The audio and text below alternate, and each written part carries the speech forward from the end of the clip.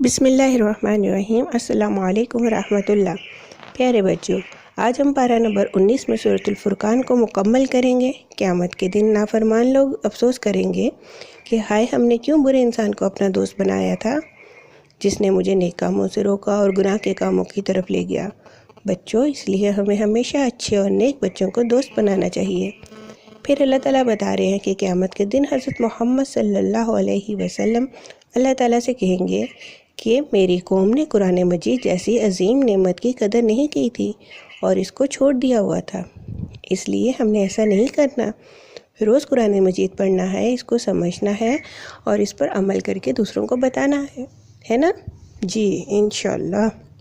پھر کئی قوموں کے برے انجام کا بیان ہے، کیونکہ ان قوموں نے اللہ تعالیٰ کے حکموں کو ماننے کی بجائے اپنی مرضی اور اپنی خواہشات کو ماننا شروع کر دیا تھا۔ اللہ تعالیٰ فرماتے ہیں کہ ایسے لوگ انسان نہیں بلکہ جانور بن جاتے ہیں، اس لیے ان کو سخت سزا ملے گی۔ اس کے بعد اللہ تعالیٰ بہت سی نعمتوں کا ذکر فرما رہے ہیں، جن میں سایہ، دھوپ، سورج، دن، رات، چاند، ٹھنڈی ہوائیں، بارش، پانی اور پانی کو صاف رکھنے کا نظام، یہ سب اللہ تعالیٰ کی نعمتیں ہیں۔ لیکن بہت سے لوگ اللہ تعالیٰ کا احسان نہیں مانتے اور ناشکری کرتے ہیں۔ اس کے بعد اللہ تعالیٰ فرما رہے ہیں کہ اس قرآن مجید کے حکموں کو سمجھیں اور پھر سب لوگ اس کے مطابق کام کرنے کی کوشش کریں۔ اس کے بعد اللہ تعالیٰ اپنے پسندیدہ بندوں کی صفات بیان کر رہے ہیں کہ وہ زمین پر نرمی کے ساتھ چلتے ہیں، تکبر نہیں کرتے، تہجد کی نماز بھی پڑھتے ہیں اور اپنا مال خرچ کرتے ہوئے ضائع نہیں کرتے، اور ایسی محفل میں نہیں بیٹھتے جہاں جھوٹ بولا جا رہا ہو، بے مقصد کاموں سے دور رہتے ہیں، جب قرآن مجید سنایا جائے تو عمل کی نیت سے سنتے ہیں، شرک اور بڑے بڑے گناہوں سے بچتے ہیں، اللہ تعالیٰ کی ناراضگی سے بچنے کی دعائیں کرتے ہیں اور اللہ تعالیٰ سے اپنے گھر والوں کے لیے نیک کام کرنے کی طاقت اور ہمت مانگتے ہیں۔ اللہ تعالیٰ ایسے لوگوں کو جنت کے اونچے درجے عطا فرمائیں گے۔ سورۃ فرقان کے بعد سورۃ الشعراء شروع ہوتی ہے۔ اس سورت میں اللہ تعالیٰ بہت سی قوموں کا ذکر فرما رہے ہیں کہ اللہ تعالیٰ چاہتے تو ان نافرمان قوموں کو فوراً سزا دے دیتے، لیکن اللہ تعالیٰ سب کو مہلت یعنی وقت دیتے ہیں تاکہ لوگ توبہ کر لیں۔ ان میں مکہ کے کافروں کا ذکر بھی ہے، پھر حضرت موسیٰ علیہ السلام اور فرعون کا ذکر، اور جو لوگ حضرت موسیٰ علیہ السلام پر ایمان لائے اللہ تعالیٰ ان سے راضی ہو گئے، اور جو فرعون اور اس کے ساتھی تھے ان کو سخت سزا دی۔ پھر حضرت ابراہیم علیہ السلام کا ذکر کیا کہ وہ صرف اللہ تعالیٰ کی عبادت کرنے کا حکم دیتے تھے، اور انہوں نے لوگوں کو بتایا کہ اللہ تعالیٰ ہی نے مجھے بنایا اور وہی مجھے سیدھی راہ دکھائیں گے، اللہ تعالیٰ ہی مجھے کھلاتے ہیں اور پلاتے ہیں، اور جب میں بیمار ہو جاتا ہوں تو مجھے اللہ تعالیٰ ہی صحت دیتے ہیں۔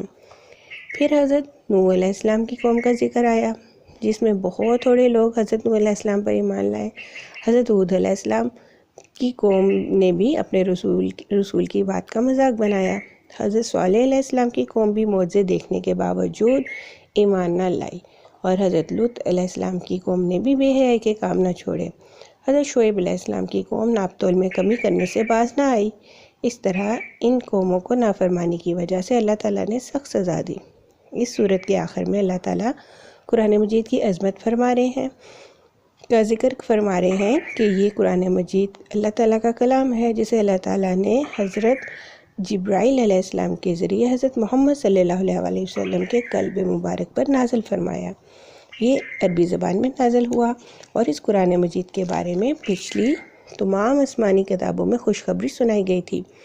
یہ قرآن مجید نہ کسی جادوگر کا کلام ہے، نہ کسی شاعر کا۔ حضرت محمد صلی اللہ علیہ وسلم لوگوں کو اس قرآن مجید کی تعلیمات کی طرف بلا رہے ہیں، اور سب سے پہلے وہ خود اس پر عمل کر کے دکھا رہے ہیں، اور حضرت محمد صلی اللہ علیہ وسلم اس عظیم کام پر لوگوں سے کوئی بدلہ یا معاوضہ بھی نہیں چاہتے۔ سورۃ الشعراء کے بعد ہماری نئی سورۃ النمل شروع ہوتی ہے۔ شعراء کا مطلب کیا تھا بچوں؟ شاعر، یعنی شاعر کی جمع، زیادہ شاعر جو شاعری کرتے ہیں، اور نمل کا مطلب چیونٹی۔ اس سورت کے شروع میں بھی قرآن مجید کے بارے میں فرمایا گیا کہ اس میں ایسی تعلیمات ہیں جو ایمان لانے والوں کو شک سے نکالتی ہیں۔ ایسے ایمان لانے والوں کو ہدایت کا روشن رستہ دکھاتی ہیں جو باقاعدگی سے نماز پڑھتے ہیں، زکوٰۃ دیتے ہیں اور آخرت پر پکا یقین رکھتے ہیں۔ اس کے بعد حضرت موسیٰ علیہ السلام کے معجزات کا ذکر آیا۔ پھر حضرت سلیمان علیہ السلام پر اللہ تعالیٰ کے فضل کا ذکر آیا۔ اللہ تعالیٰ نے حضرت سلیمان علیہ السلام کو پرندوں کی بولیاں سمجھنے کی بھی طاقت دی تھی۔ حضرت سلیمان علیہ السلام کو بہت بڑی حکومت دی اور ان کی فوج میں پرندے اور جن بھی شامل تھے جو حضرت سلیمان علیہ السلام کا حکم مانتے تھے۔ حضرت سلیمان علیہ السلام نے ایک ملک کی ملکہ کو ایک اللہ پر ایمان لانے کی دعوت دی تو اس نے جنگ کرنے کی بجائے اسلام قبول کر لیا۔ پھر حضرت صالح علیہ السلام اور حضرت لوط علیہ السلام کی قوم کا ذکر ہے۔ بچوں، سورۃ نمل کا باقی حصہ ہم اگلے پارے میں پڑھیں گے۔ ہمارا یہ پارہ ختم ہوا۔ فی امان اللہ۔ السلام علیکم ورحمۃ اللہ۔